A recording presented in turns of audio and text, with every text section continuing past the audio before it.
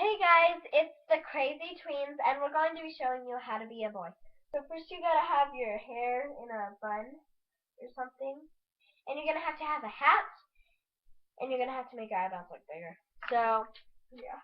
you have to grab your thing, and you gotta like put it like on your eyebrows and make them bigger. I'm gonna fast forward this, so.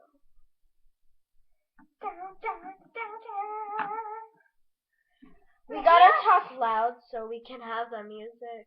Yeah. What's up? Ew, that freaking looks weird. You're a boy, who cares? I'm 10. And she is Beautiful. Hair chop. Do these look even? Carrie? Sure, not sure. Actually, you won't be able to see my eyebrows, so there's no point.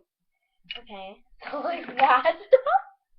Unless you have a hairstyle like And then you you just gotta I guess. go like this. Oh my gosh, I look like a boy. I feel like a boy. And that's your finished look. Unless you're me, then you're. And you also have to have the clothes, but I'm not in them. I'm not going to change my look. Yeah. Unless you want to, then yeah. These are the finishing looks.